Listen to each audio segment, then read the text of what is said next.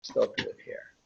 Okay. All right, everybody, we are recording this, and it'll be available, posted on the our YouTube link in case anybody misses the meeting, or in case anyone has somebody that they want to let them see the meeting, so they might want to be interested in what the club does. We will have it on our YouTube page.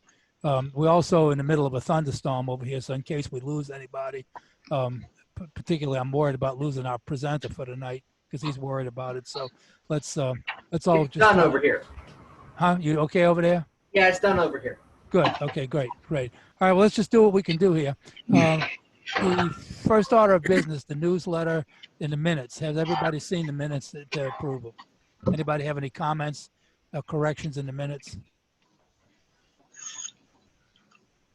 Okay, then I'll ask if anybody, if there are no comments, I'll ask somebody to offer a motion to accept the minutes and somebody to second it. Motion to accept. Okay, Steve. Second. Okay.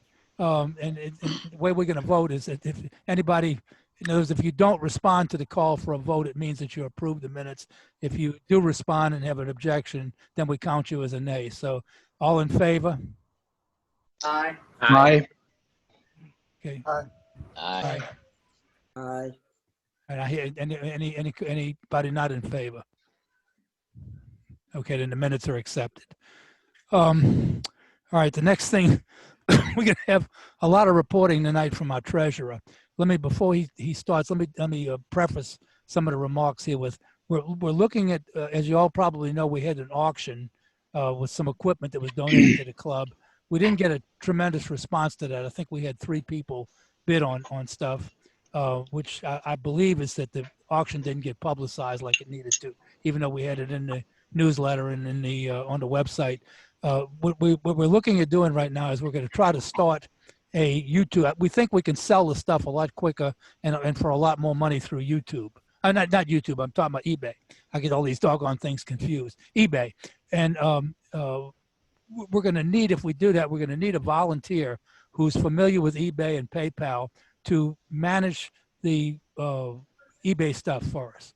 And I'm going to probably ask for a volunteer from somebody to hand this. Ken will set up the PayPal account and everything for you, with the person, the volunteer will be responsible for is making sure that the equipment gets listed on eBay, that we check the auctions when they're over to make sure that the thing's sold and that the person pays the money for it, and then we can deal with how to ship it. I'm not gonna impose on somebody to handle all the shipping and everything, but we'll need to find a way to ship the stuff.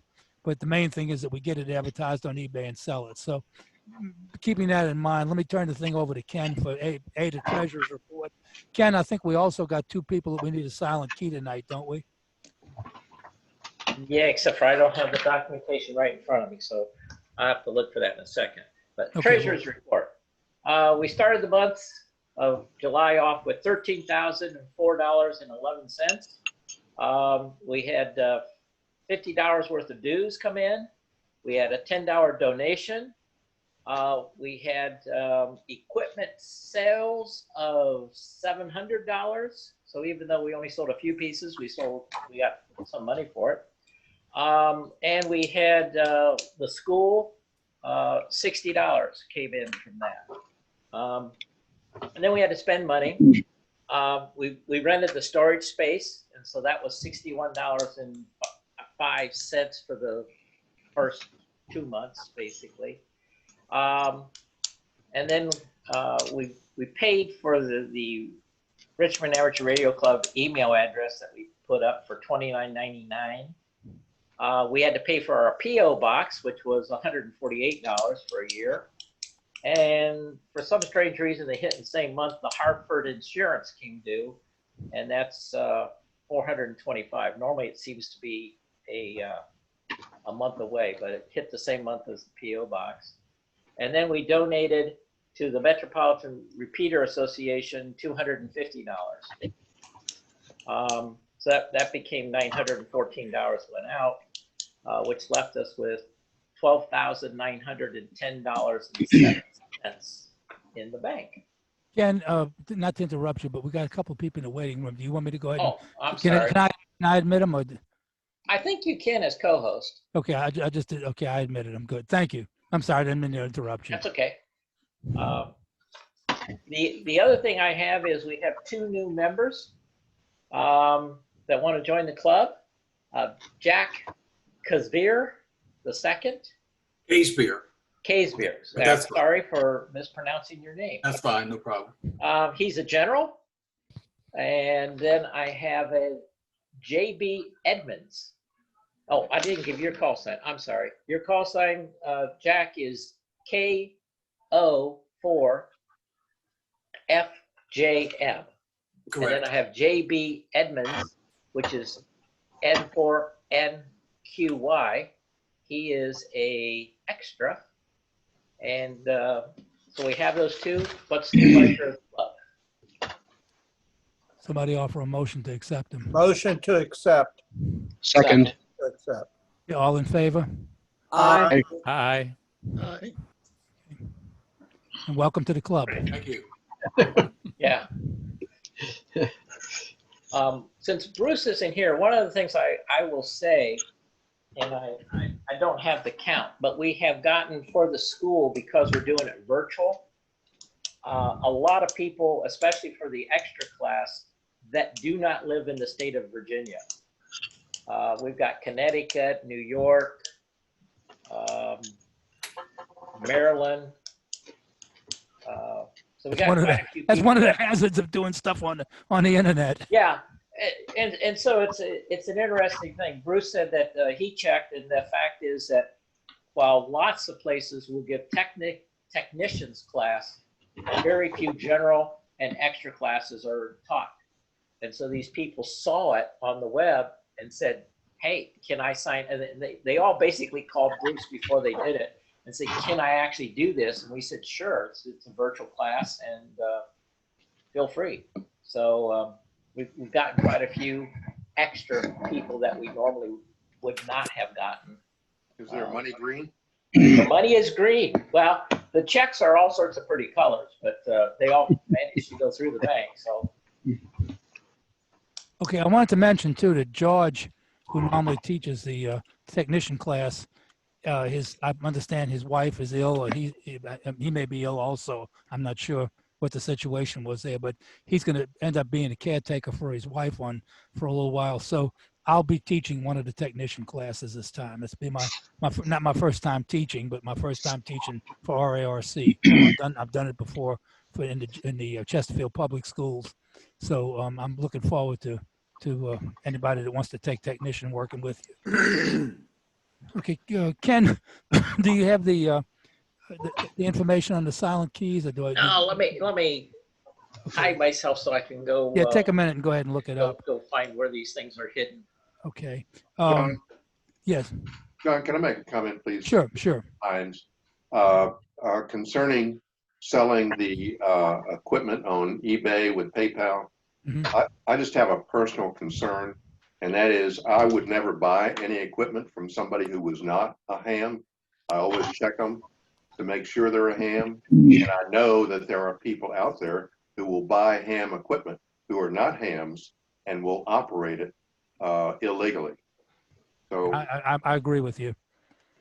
I'm not sure if we're going to require that they be hams or what, but it's a concern of mine. I just raise it. I would think, and I agree with you. I would think that if it's any kind of device that can transmit, that we definitely need to put that stipulation in. We need a license number, call sign, or something before we sell it to them. Now, I'd say if it's a receiver or a piece of test equipment, I don't think that's going to matter. But I definitely would say we wouldn't sell a transmitter to somebody unless they got a license. I'd agree with that. That's fine. But I appreciate your. If anybody is interested in managing this for us, I mean, I'd definitely be glad to talk to you or take the information, because we're going to need somebody to do it. And I mean, Ken's pretty well loaded down with some of the stuff we're giving him, especially with all the virtual things and all that. So I would really like to get somebody else involved in this.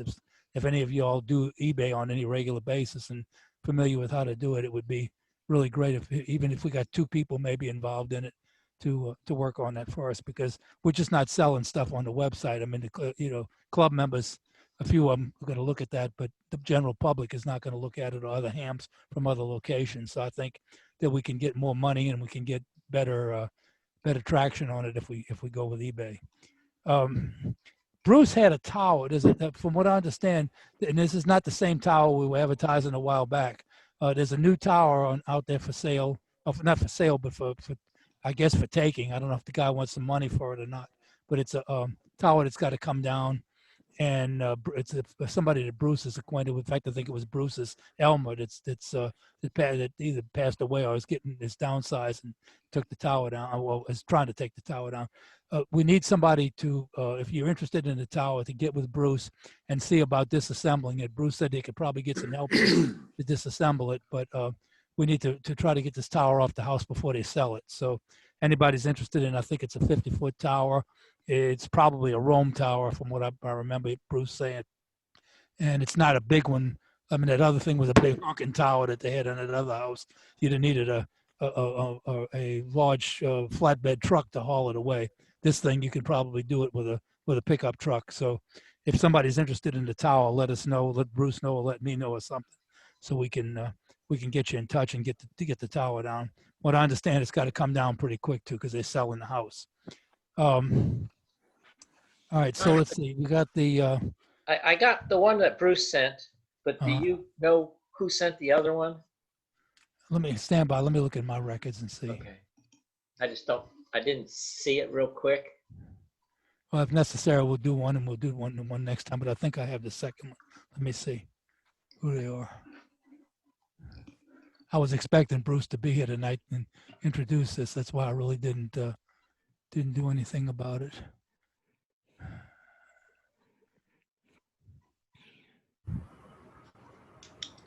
One of them is Joe Troutman. Is that the one you have? That's the one I have. Okay, let me see who the other one is then.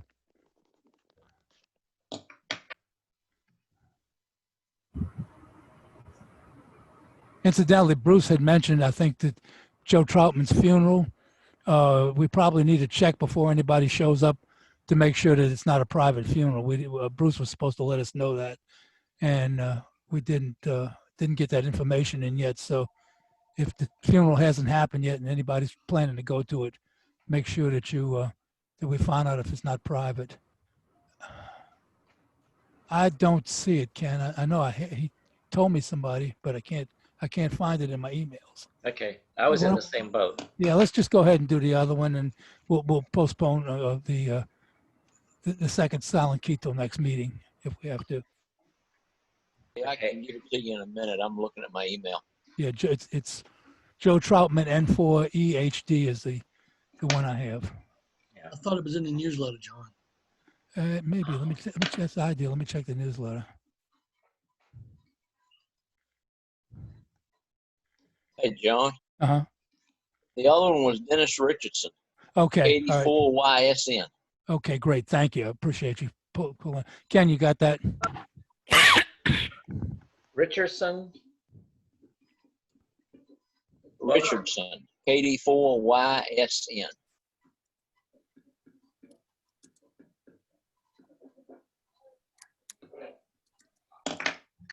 Now, so I don't remember what the process is. You call them 3 times and then silent key them. Okay.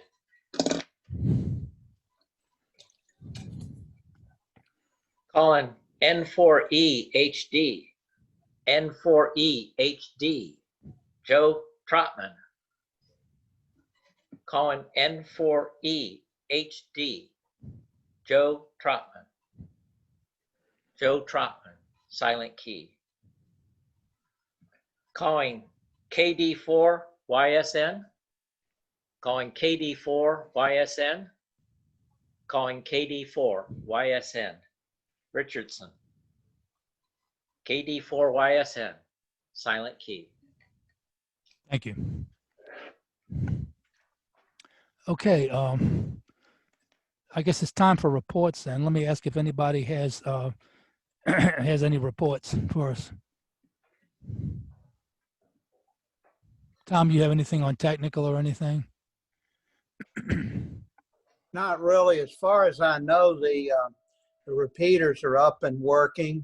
We've been doing Armin has been doing D-Star nets. That's all going okay. And we've been, the club station, as far as I know right now, is up and working. We haven't made any changes or modifications to it. So if Okay. anybody's got questions, let Bruce or myself know. All right, good, Thank thank you. Let's see, I wanted to go ahead and report on something too. We're planning, because of the situation we're in here, on having our election as a online, not an online election, but an online election. We're gonna have to have a virtual election, in other words. We're trying to figure out exactly how to go about this. Another organization I belong to, the Church Organist Union, more or less, has done this with their election. They got about 19,000 members, and they did an online election through a service that they recommended to us. And I think Ken has run a couple of test things on it to find out if it works. Mac, who is the Mac McNure, who's our head of our nominating committee, has come up with a slate of offices for next year that we haven't released yet. I mean, it's no big secret what it's going to be, but I was hoping he'd be here tonight, but I understand his computer got hacked and he can't get on Zoom. So I'm waiting for him to come back with the information. But what we're trying to determine right now is what our bylaws actually require in terms of an election, and whether we need to make a change in the bylaw to allow this type of election. One of the concerns was that we wouldn't have a way to write in people from the floor if we did a mail-out ballot or something. Plus, there's so many problems with the post office right now. We don't know if we could get the ballots back in time and get them back accurately. So it looks like this service is the way to go, because it has the capability for you to write in a candidate. The only downside of it is that if you, in other words, if someone writes in on a ballot, if everybody else doesn't know that write-in is available, nobody else would probably vote for them unless the write-in lets everybody know, emails everybody, or lets the club know through a meeting that they're available for office. So that's one of the sticking points that we're looking at right now. You can write them in on the ballot, but the write-in wouldn't be counted until the night that the votes are counted.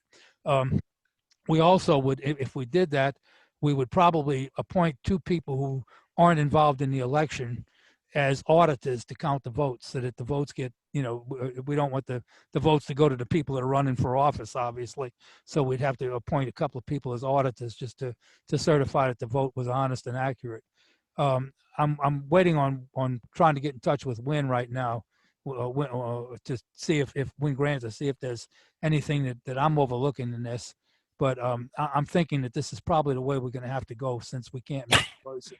The other sticking point that Ken brought up is that our bylaws say that the election has to be done at the October meeting. So if that's the case, we may have to rely on the people that attend the Zoom meeting for October, assuming that we won't be back in the church by then, which we probably won't. And that's going to be, maybe unfair to those that can't get on Zoom for whatever reason. So we may have to look at doing it both ways. Either you vote on Zoom, or you vote on the internet, or through the program, or you vote on in the meeting. But one way or another, we're going to have a virtual election. So I'm trying to get all the pieces put together on it now. I should be able to probably email all members and let you know in the next couple of weeks or next few days, hopefully, if you'll be voting by this online program or not. That's my report on that. I'm sorry I don't have a complete answer right now, but I keep getting people bringing up things that, well, what about this? What about that? And I'm trying to put out the little fires as they come up and get answers for them. So we should have something for y'all real soon. Anyway, we'll have an election this year, regardless. Some kind of way we're going to have an election. John, one other thing they said in the bylaws, it does say that at the September meeting, when the nominating committee makes the nominations known, that's the time when you take people from the floor. Yeah. Where you can add. So the write-in per se doesn't need to even exist, because the September meeting is when people would add to the ballot if necessary. Yeah, that's true. You got a point there. John, Yeah. I told that to Ken. That's how we did it in a couple fire departments in New York. Uh-huh. And then come time for the voting the next month, you walked in and you voted. You already knew who was running, and you just voted, and that was it. Okay. So if you did your write-ins of the September, I know it's really short, but then in October, you just, like David said, you drive in and you cast your ballot and drive out or whatever. Yeah, that's well, but that's from what you're saying. We could do that. We could go ahead and at the September meeting get any write-ins on the ballot that had to be on there, and go ahead and put that out. That would give everybody 2 weeks or 3 weeks to vote online. That we'd have the votes. Or if you wanted to just meet, like in a parking lot, somebody just take your votes from Yeah. the people, whatever. Well, the problem with that is though, too, you got a lot of people that aren't in Richmond. Right. You Well, got okay. people in. Do it online then. Yeah, yeah. Yeah. We'll figure out something, but I think it's going to probably be an electronic vote this time. So is the final thing. So anyway, that's what we're looking at. Anybody has any idea why we can't do it that way, or what we should be something else we should maybe try? And I'm open to suggestions. Yeah, I'm just trying to make. I'd like to make a suggestion, if I may. Of course. We have, from the owner of the property, we meet at Windy Hill on Midlothian at the sports complex, the golf, all that stuff. And we meet there every Monday night in the parking lot. So it would be outdoors, open. People can keep their distance. That's no problem. They can stay in their car for the voting period, whatever. But Windy Hill has approval already from the management and the actual owner of the property. Okay, great. That's great. That's a possibility. We'll definitely look at that as a possibility if we have to. I appreciate that. Also, too, I just happened to think of something while you were mentioning that. Last year we had a station, a special event station set up at Field Day at the Past. I was looking at the possibility of doing it again this year, even though I didn't think it was going to work out. And it definitely didn't work out. Field Day at the Past for the first time in I think 30 years or 20 years or something is being canceled. Not only because of the COVID-19 situation, it turns out where they could only have 1,000 people on the property at a time, when they in a normal day they have 30,000 people out there. So they said economically they couldn't do it. And then the other problem is that the property's been sold out from under them. The people that were letting Field Day of the Past use that piece of property decided they wanted to sell it or something. So this would have been the last Field Day of the Past anyway. I think it's sad. I mean, that was definitely a wonderful fair that they had out there. And it's sad that it's going away, but as I guess all good things have to come to an end sooner or later. So anyway, anybody that was interested in doing the Field Day of the Past club station this year, it ain't happening. Hey, John, Yeah. what are they going to do with all the hardware from at Field Days of the Past? Well, I asked Steve. Steve Tarrant was involved in that, and he was in the railroad club with me, and was the one that actually got us out there. He said that it's probably going to end up going back to all its original owners or be sold off as scrap. I don't know. It's sad because there's a lot of valuable equipment out there, and a lot of stuff that's going to be really hard to move. Some of those big engines. Anyway, that's one of the things that I just want to let everybody know. If you were interested in going to the club, to the Field Day club station, it ain't gonna be there this year. Okay, so I think we discussed everything that I had to discuss. Anybody else have anything for the order before we go to our special presentation? I have just a quick announcement. Sure. There's going to be an ARRL license exam session on September 19th. And that's going to be at the Powhatan Fighting Creek Park. You can find the information on the arrl.org website. So if anyone's looking or knows of someone who's looking for an upcoming license exam session, September 19th, 10 a.m. at the Fighting Creek Park. Okay, great. Thank you. In fact, if you would you drop Bruce a note on that? Bruce McAllister, K4BRU. And yeah, we'll do that. And let him know so he can put it in the newsletter too, because we're still having tests, but they're not happening on the same regular basis we were doing them before, till we can find a permanent place. Just that all of y'all know, one of the problems we have with the testing, Alan did it in the park last time, but there's situations with these parks where they want insurance. One of the parks even requested $2 million of insurance coverage, and they also have other regulations that we'd have to abide by, which makes it really hard to even have an outdoor test. And of course, once winter gets here, it's going to be prohibitive to have an outdoor test. So we're trying to figure out some kind of a way to be able to hold our regular every second month testing like we were doing. And I know Alan's working on that, so we'll have more information as time goes on. But I'm glad other people are testing too, that we can, people that want to get tested can test. All right, if there's no other announcements, then I'll turn the program over to our and Ken. You're going to need to give him permission to do to be a co-host so he can do his thing. Alex Shahar tonight, one of our younger members, is going to give us a program. He's been working on this for a couple of months now, and I'm anxious to see what he's got. So Alex, go ahead and take it over. I hope he's still with us. He's there. Okay. I have a bit of trouble with the equipment again. Okay. Work. Okay. That's. And I just froze. Yes.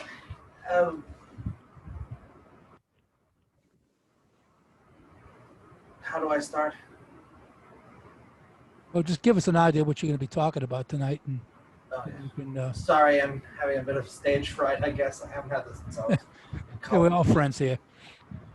Yes, sorry about that. Yes, the topic, radio, obviously, but particularly the history of the radio equipment used at the beginning of the technology's conception, onward to let's just say the transistor era, as far as I go in this case. Okay. For time constraints. Anyway, oh dear. This is not working as I had hoped. Where are my notes? Yes. Here it is. Get the camera. Excuse me? Just forget the camera's there, Alex. Look above the camera and talk. Oh, there it is. I'd rather not read this. Basically, I've noticed that no one really seems to know how the history of the radio, how the idea came about. So I was planning on creating this lecture in order to. Oops. I'm getting some kind of message here. No, that don't worry. I'm just admitting people that are coming in. Oh, is that what Don't it worry. is? Yeah, just ignore that. Sorry for that. Yes.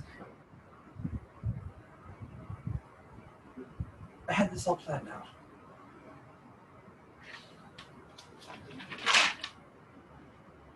Take time. Regarding the topic of radio, which can be arduous at times, I believe there is something to be said for the technology involved, particularly in its origin story. To that end, I have prepared this lecture as an instructive window into the history of the radio and the technology involved, as well as the equipment used in the early years of the transistor era. This will be in two parts. I hope to have a small break so that I don't bore you with the entire details all at once, 5 or 10 minutes between transmitter and receiver section. So I guess I shall begin. Regarding the transmitters, as at least I hope most of you should know by now, I hope. The original design for a what was then called an etheric wave generator, or Hertzian wave generator, named after Heinrich Hertz, was basically just a room coil, induction coil connected to a spark gap, and then the antenna, which would have two electrodes usually pointing away from each other, sort of like this. The result would be that it would generate a sine wave and a pretty large broadband interference pattern as well, which could then be picked up by a very simple receiver, which is usually an antenna, a coil, and usually some sort of detector. I have samples of most of this equipment here, which I will show as we continue.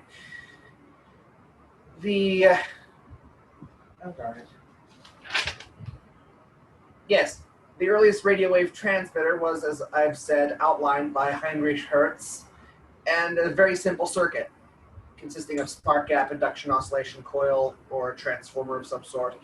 And the spark gap would be connected in parallel with the secondary of the coil, and then could actually have various different connections for an antenna. Two parallel plates placed with a large distance apart, for example, or, as was more common for those demonstrations, the two wires in the extended T configuration I showed you earlier. Although there was one instance where they used, for a much higher frequency demonstration, that they encased the spark gap in front of a parabolic or semi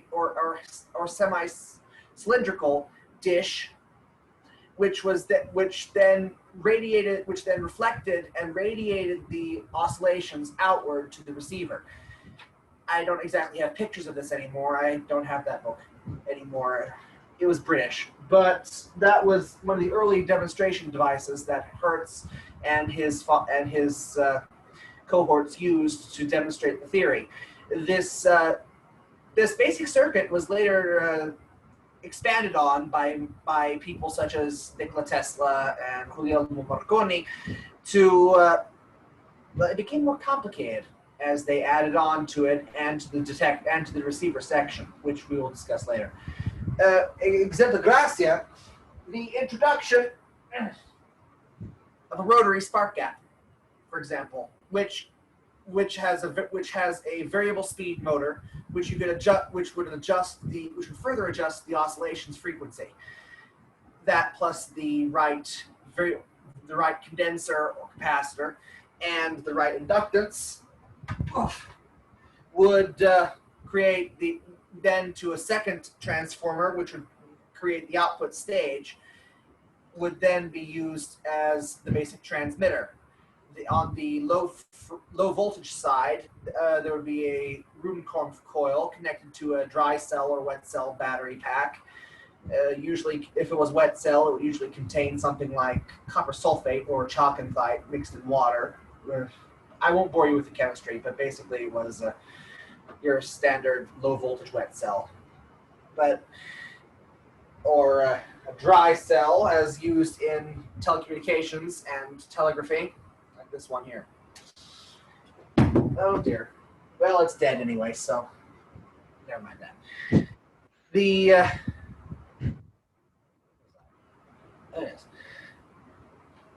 I'm sorry, I'm losing my train of thought again. I'm forgetting the most important part, the thing that actually makes and breaks the signal so that for the modulation. The telegraph key, which could either be a standard straight key like this or a more advanced version like this one I picked up last year, I think, from the yard sale. That one, the more expanded version was has two different switch contacts on it for dot and dash separately.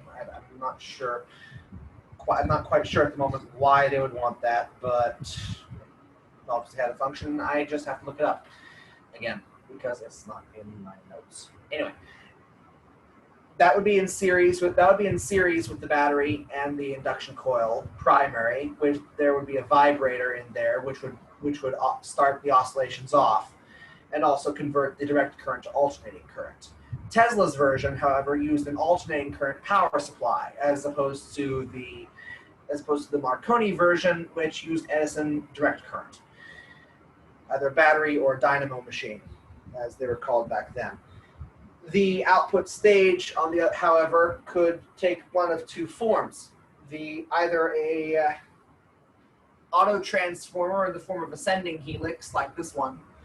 This one is just a model this one won't work. I'd have to get rid of all the insulation on the wire, and it's not the right gauge for the voltages involved. These are very high voltages in the kilovolts range, and for a magnifying transmitter, if you're Tesla, megavolts. But you'd have special clips which would connect onto these to here, the bottom one being the ground, and then two here, one going to the antenna, and something with the other one would go to Earth, not chassis ground, Earth. Different ground altogether. For the chassis ground would go back to the coil, whereas Earth would go straight into the ground, a metal pipe or a crow's foot or something like that. The other version it could take would be this thing. Oscillation transformer.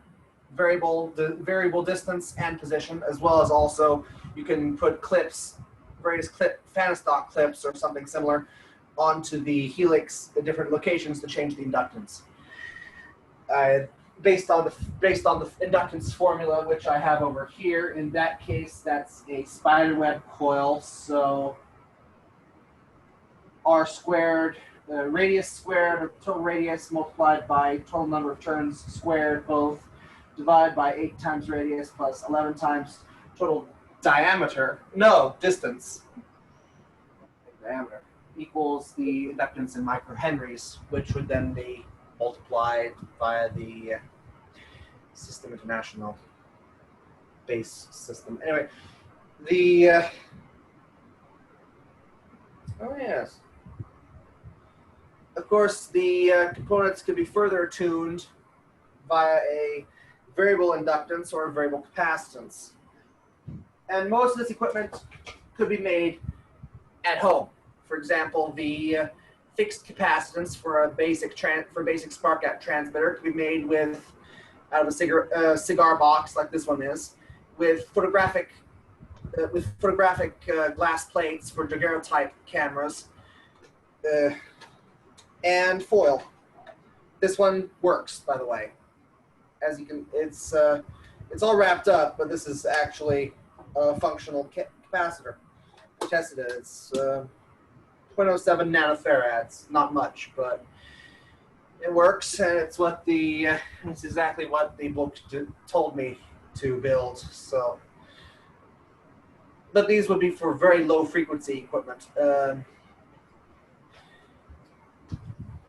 wouldn't be until the 1920 a few years before 1920 that they started increasing the frequency, and as that happened, the transmitter equipment got smaller.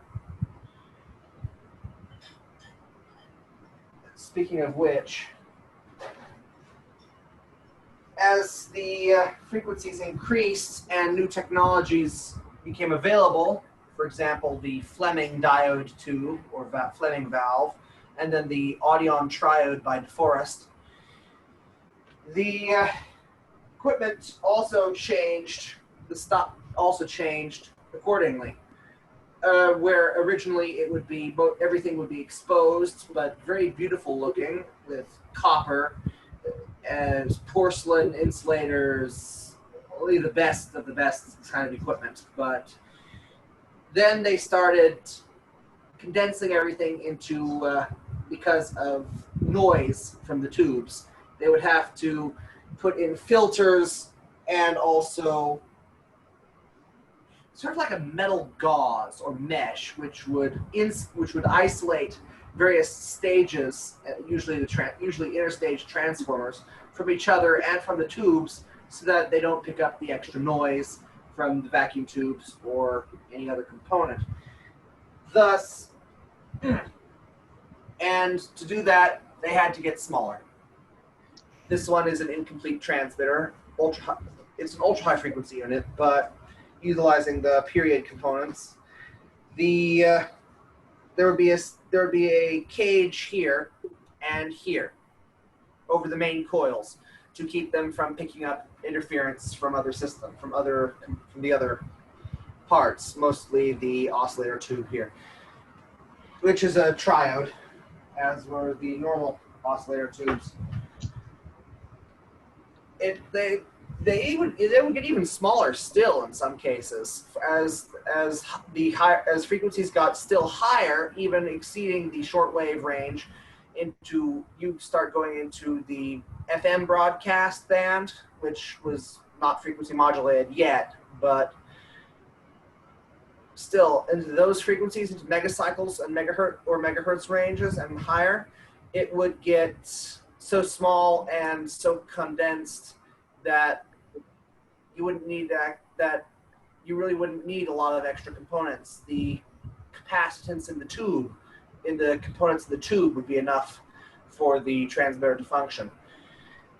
I could give you numerous examples of how that worked, but it would take years, actually. I would rather redirect you for more information on that part. I would have to redirect you to Hugo Gernsback's The Electrical Experimenter periodical, which you could find several places on the internet if you're interested. I will give you links later. Antennas. Another big factor in the transmitters and also in receivers. The length and the size of the antenna usually dictated what particular bandwidth and frequency it would be tuned to. You could fine tune it with coils and capacitors, but generally it's not really fixed, but almost fixed. And in the early days, these antennas were huge. For example, the the very low frequency sets over in New Jersey for submarine communication, which I think they still have one of them in New Haven or something. I think they still have one of those things up in New Haven, Connecticut, but I haven't checked. They may have torn it down, but that thing covered miles. And but for most amateur operators, you would have a small antenna, depending on your frequency and wavelength. It would be usually a quarter wave or a half wave, typically a quarter wave, wire antenna, horizontally polarized and insulated just from lightning strikes with lightning arresters, and also from trees and posts with these ceramic insulators. Although they would have to be bigger than these, technically. These are just guy wire insulators for masts, for aerial masts. Yeah. And if you had your antenna, and then your antenna would go into your house through a window or through a wall, and would be connected to an antenna cutoff switch, and diverter, which would switch between the transmitter and the receiver set, so that they'd not act at the same time. Otherwise, you could blow out something. That happened to me. Then came the oh yes, covered that. I'm sorry if I'm going too fast. Please say so. Oh, you're doing fine. Thanks. I'm also a bit out of order. This is not going as well as I had hoped. But, oh, thank you. Anyway, oh yes. In some cases, the operator would want to know what the peak output level of the transmitter was, and also what frequency he was on, and etc. The high voltage spark gap units would have been banned by this point as not being very efficient, A, and B, the interference was basically wide band. It covered everything, and it didn't discriminate. You couldn't very well tune the old spark gap transmitters very well, so those were later phased out in favor of something called the Alexanderson high frequency alternator, a variant of the induction alternator designed by Nikola Tesla. Of course, this could be massive, about as tall as me, with a direct current field exciter, and usually was multi-phase. But that's mechanical engineering technology. But that's mechanical engineering at the moment, and they They were popular for the big stations, but not for amateur radio use. For amateur radio use would be the Fleming and DeForest valves. They didn't take up as much space, although they were a bit lossy with heat dissipation. Most of their energy would be emitted as heat and lost into the atmosphere. So There is an Alexanderson station still in existence. I think they fire it up once a year. If you Google it, you can see it on YouTube. Yeah, and the only thing it transmits, if I remember correctly, is just its call sign. Yeah. I have a copy. I have a recording of that somewhere. I don't remember where it is. I think it's in Europe. Yeah, it is. Yeah, Europe. Yeah. Sweden. Yeah, it's the last one of those things. And if I remember correctly, that transmitter's power supply is massive. Steam powered, I think. Yeah. De Laval turbine, I believe. Yeah. At this point, oh yes, I almost forgot. By now, it would be the 1920s, and Morse code, which was Morse code, Morcom code, International, and Navy would have been all the rage. But we're starting to have a decline, partially in the commercial world because of, well, this thing, the microphone. People wanted telephonic services on wireless. So goodbye spark gap. That doesn't work. That's pulse code. That's pulse modulation. It doesn't work for anything but continuous wave. You'd have to have a special to work. You'd have to have a special modulator, and then it wouldn't work right anyway because the wideband interference pattern, and it would interfere with other frequencies as well.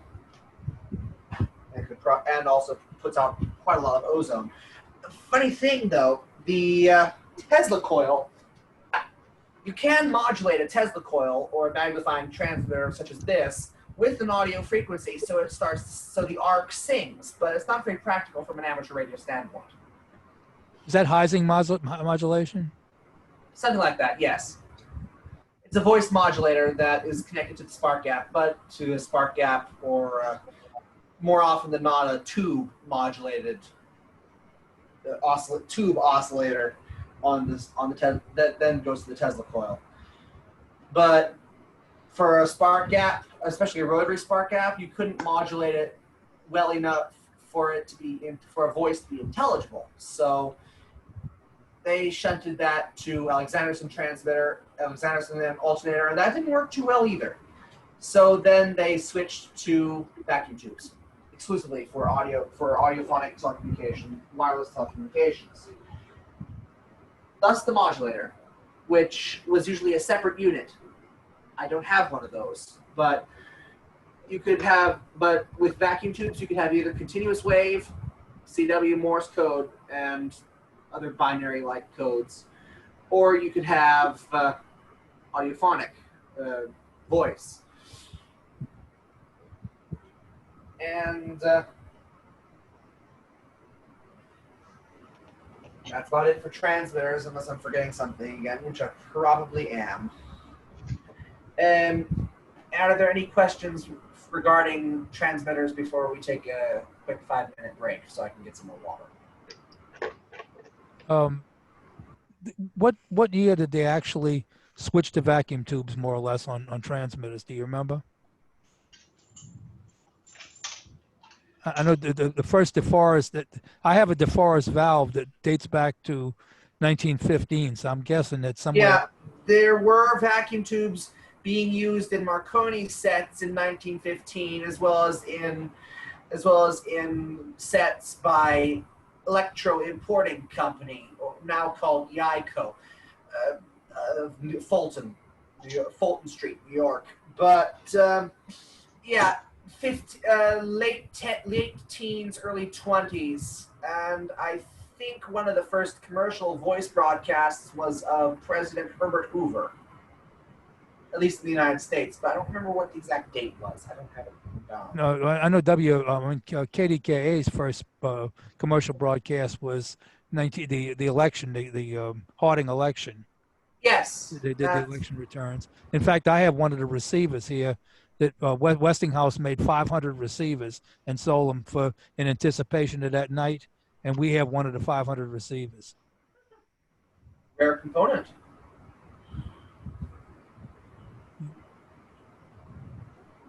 Okay, well, you want to take your 5-minute break then if nobody has any questions on that? Yes. Yeah, everybody, let's have a virtual cup of coffee while Alex is getting his second half of his presentation together. Okay, one thing I'd like to do before before Alex starts again, I'm going to start a poll of one question just to show how Zoom's polling works for more than anything else. So I'm going to leave it up until we actually come back. So you can vote on this, what you would like to. It's not necessarily for, we can make it serious if you want to, or make it fun if you want to do it that way. But Your call, Ken. okay, there's the poll. You should all be seeing it now. One question about should we have the banquet in December? And some people have started answering already, so super. While this is on, whoever starts it gets to see the results live as it is occurring.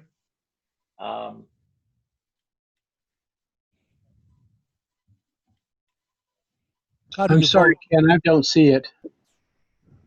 I do. How do you vote on it, Ken? Huh? How do you vote on it?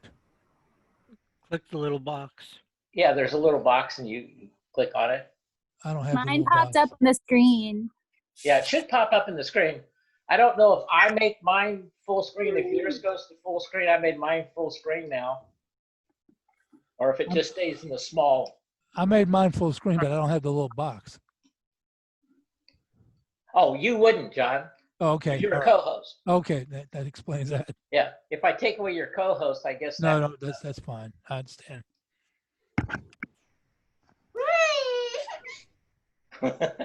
There. I think it would be nice if we could have a banquet, but we'll have to see how things go. Yeah. Yeah. Maybe there'll be a vaccine by then if anybody's got the guts to take it. Ken just raised his hand by the look of it. Yeah, go ahead. Whoever raised your hand. How do we do that?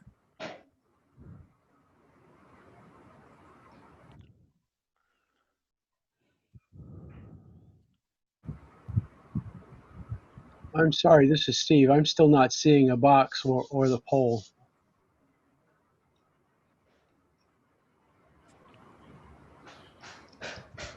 Well, you have an odd thing next to you, which is an interesting thing. Who, me?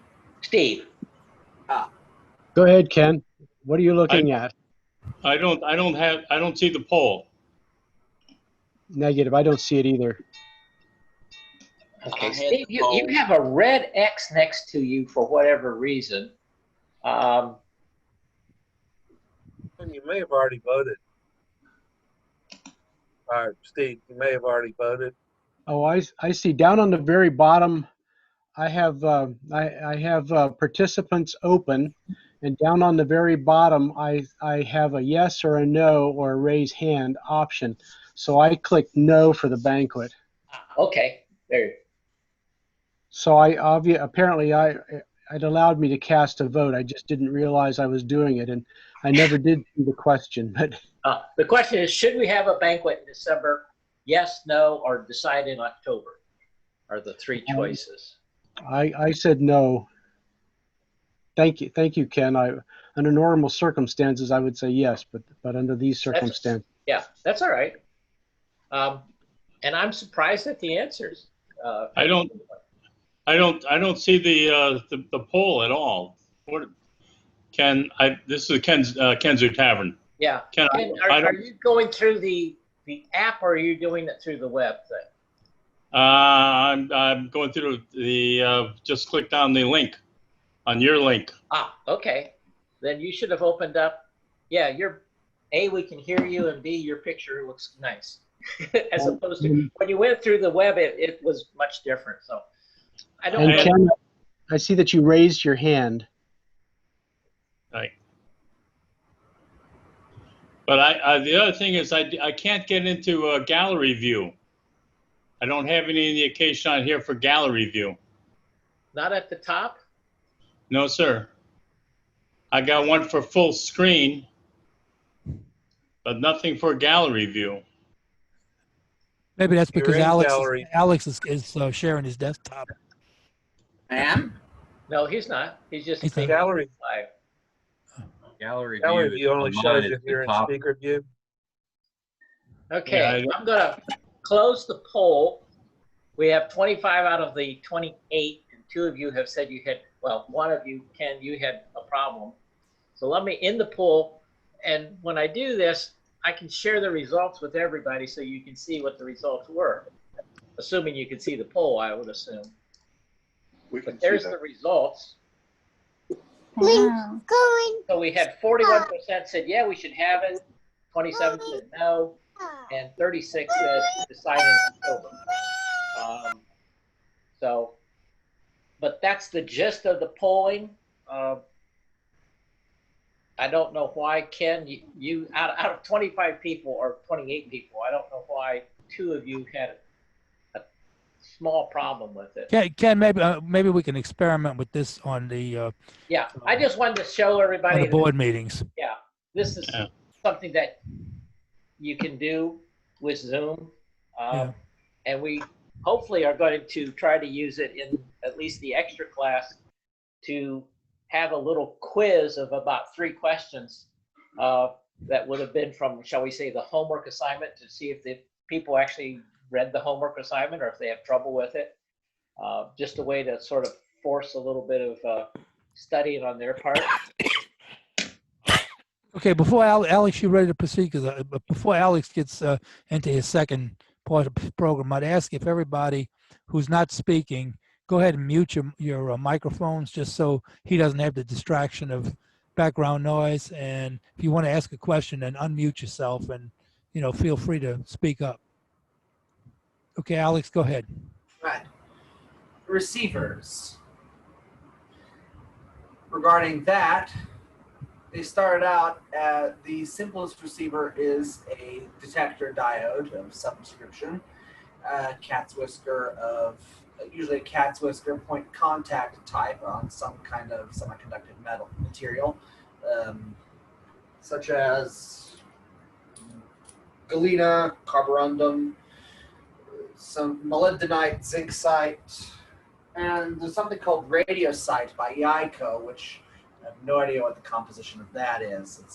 It's a rare. It was touted to be a rare mineral, chemically treated with a secret process. I can't get any further data on that. So, radiosite. Although it is of interesting note that one clever inventor used a russet Idaho potato as a detector, and was able to receive AM stations from as far as 30 miles away.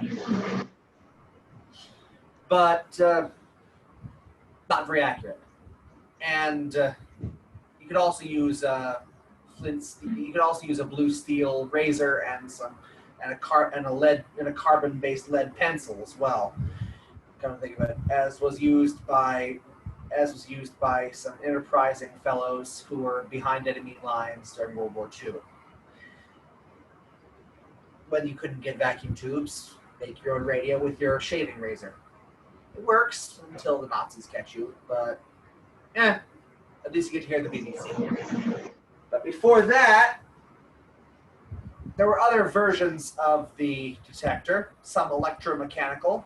I know of at least one that was fluidic, using an electrolytic system, also by EICO. And then there was this, the Coher. It's a pseudo-resistive detector. It uses carbon granules, which is the black stuff in this tube, and then it taps with this bell hammer here to realign the carbon granules constantly. I don't remember at the moment how exactly that worked. I don't have the math for that, and I can't find it anywhere. The issues of of Electrical Experimenter magazine that would deal with this are missing still. So, or at least on the archive I'm using. So I can't get much information on this. Hopefully, John, you might be able to get me some more information on the cohort. Yeah, I think there was an article in the MAARC magazines for a while back that had it, and I'll look it up and get it to you. If anybody else is interested in it too, I'll try to get it into the newsletter. Thanks. But the core didn't last long. Not very efficient. They started experimenting with minerals then, and semiconductors. As a matter of fact, the first transistor, as we know it, a point contact transistor using a germanium wafer or a piece of galena, as was the original one, was actually proposed in sometime around 1930. But it wasn't really a scientist who figured it out, so they didn't really pay attention to it until the 1950s. But before that, so they mostly stayed with vacuum tubes. This one is 100 years old. I had to build a stand for it myself. It's a clone of the DeForest Audion tube made in Canada by RAC, Radio Audion of Canada. Not to be confused with RCA. DeForest later sued the company, so yeah, big problems there. But the receivers start out looking like the transmitters. Exposed wiring all over the place. Not very neat, although some people really managed to beautify these early breadboard types. Atwater Kent, for example, which was mostly vacuum tube units, looked very beautiful. And some of the early ones described by United States circulars, agricultural circulars, would also deal with broadcast band radios, receivers for farm use, which would look something like this thing, with usually a galena or a pyrite cat whisper detector here, band select switch, and this one's a regenerative. So no, it's not a regenerative. It has an extra antenna capacitor. So, Alex, I have some information on the crystal set that might be interesting here. The crystal set was actually invented by a guy named Oleg Losev. He was a Russian inventor, lived 1903 to 1942. He came up with the first crystal set. He's credited with inventing the crystal set. He also did the research that it gave us the light emitting diode. Of course, nobody paid any attention to his research until the 1940s when Bell Labs started looking at semiconductors, and that's when his information actually gave us the transistor. yes. The early light emitting diode he was experimenting with, I think, was carborundum based, silicon carbide. I think it emitted a bluish light under a higher direct current voltage. You go over here.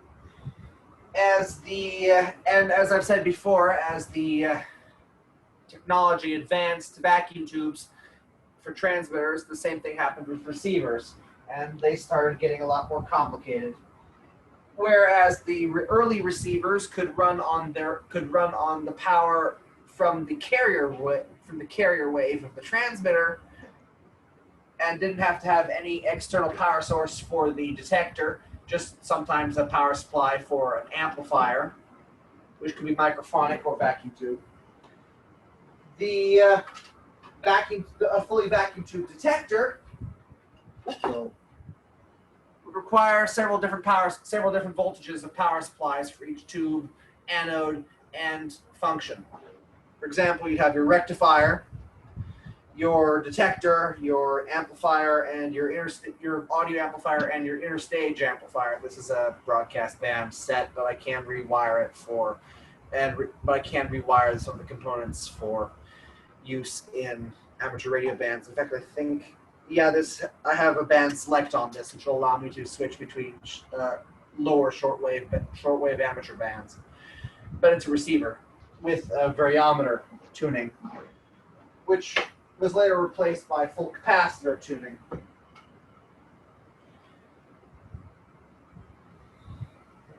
At this point, and just like the early transmitters were sometimes for amateurs, were usually made by hand, so were the receivers. You have to wind your own coils sometimes. In this case, basket weave and spider web, or pancake.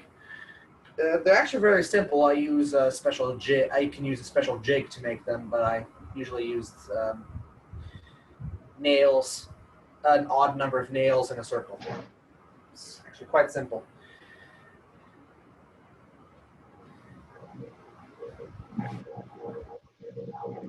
Kidding.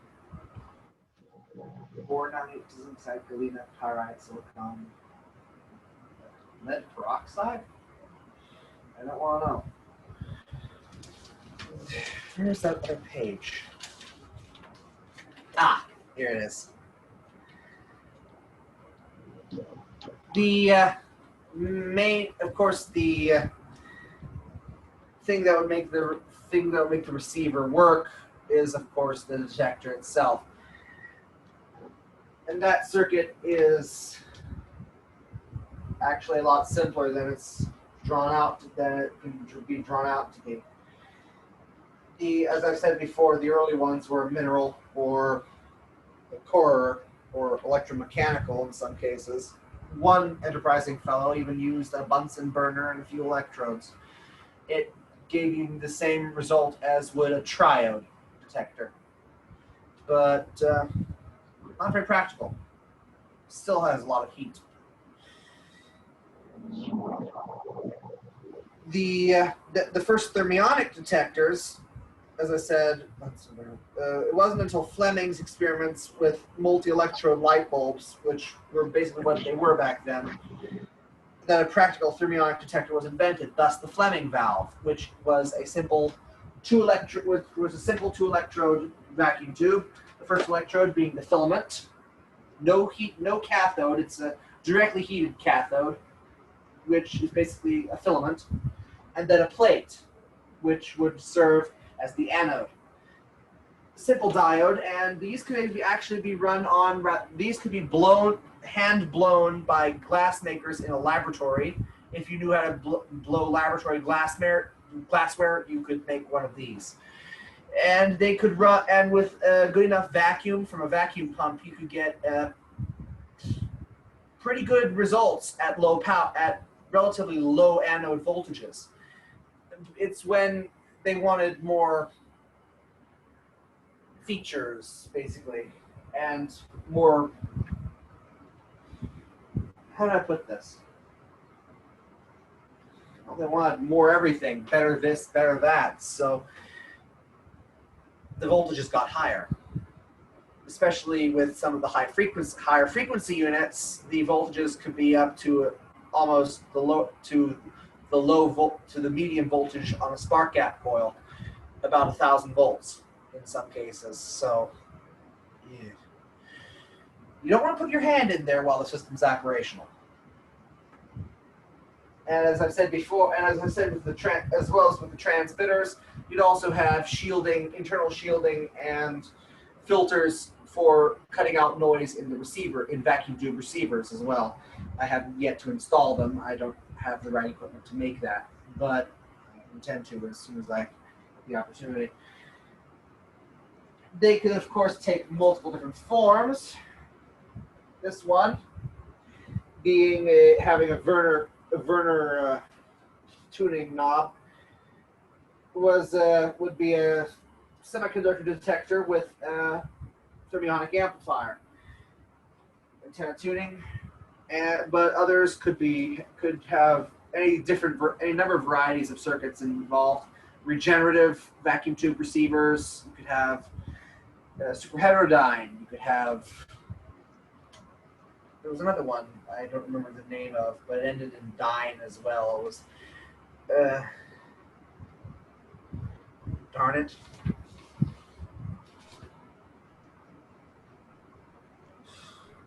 I know they went from regenerative to superheterodyne. That was Yes. Edwin Armstrong invented both of them. Yes, that's right. That's right. Oh, there it is, right there.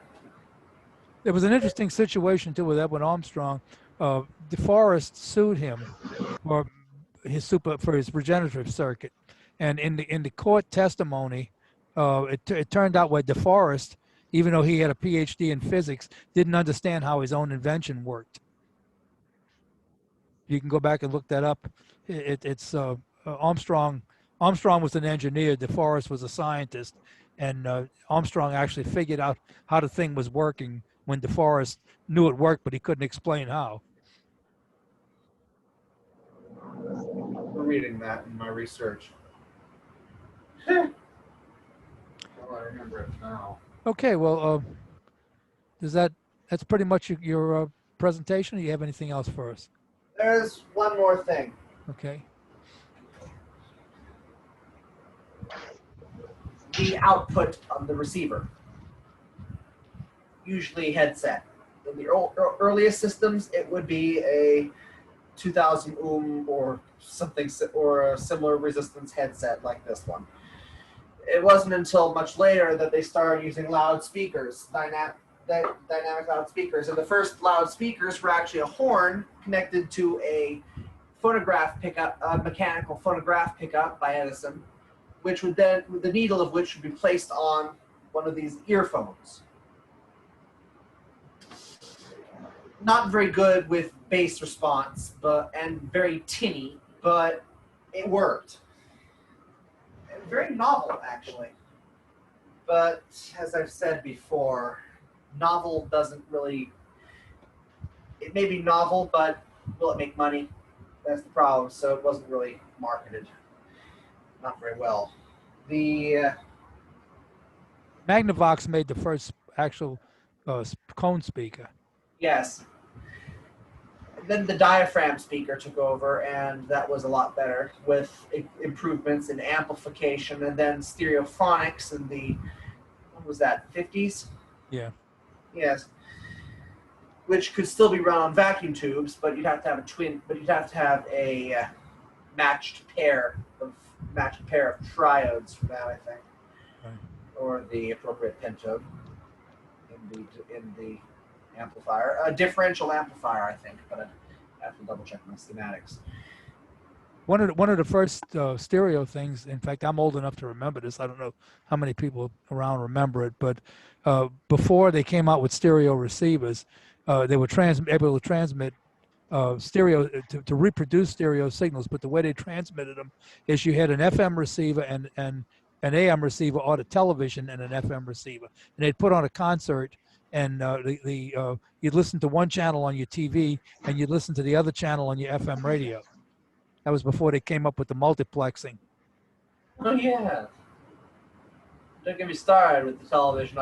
With early television, I could bore your ears off with Farnsworth. Yeah, right. Okay, well, yeah, this is a good presentation, Alex. I appreciate you. I know you spent a lot of time and effort putting this together for us, and we really appreciate it. Does anybody have any questions for Alex? Yes. I do have a comment. Yes. This was impressive, especially where your presentation didn't work out the way you wanted, and then you just did it off the top of your head. That was impressive in itself. However, typically, as you know, from the hall or the church, I do not stick around for presentations, but you said the siren song to me, the history of. That's my weakness. I love history. I don't care what it is. But anyway, that was so enjoyable, Alex. And let me tell you, I'm so proud of you. You do such a fantastic job. Thank you. And Alex built a lot of this equipment. That's another good thing. Well, that's the other thing that's most impressive is that he does that. I had to laugh when he said, oh, yeah, an uneven amount of nails. Yeah, easy. And I was thinking for you, maybe. But anyway, very impressive, Alex. Very well done. Well done. I second that, Judy. Alex did a great job here. Alex, just want to say thank you very much, and thank you for having the courage to stand up and do it. Thanks. Thank you, Alex. I'll tell you, you probably have forgot more than I'll ever know. So that was a good job. Oh, and Thank by you, the Alex. way, we have that testing coming up at Fighting Creek Park on the 19th of September at 10 a.m. Hopefully, you'll be able to come out and take your next test. I would love to see you there because I'm one of the proctors. Yeah. Okay. Thank you, Judy. Anybody else have anything for the meeting tonight before we go ahead and adjourn? Nope.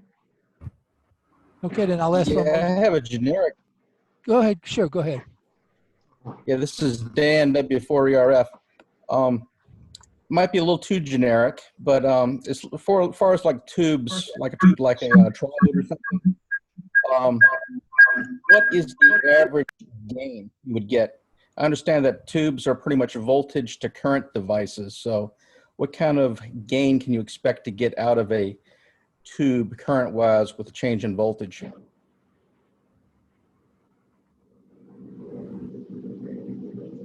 I would have to check the tables. It's usually written down on the specifications for each tube. Okay, I understand it's probably varies dramatically between different tubes and stuff, but I was just thinking if the rating was like a change in current per change in voltage on the plates, if it was like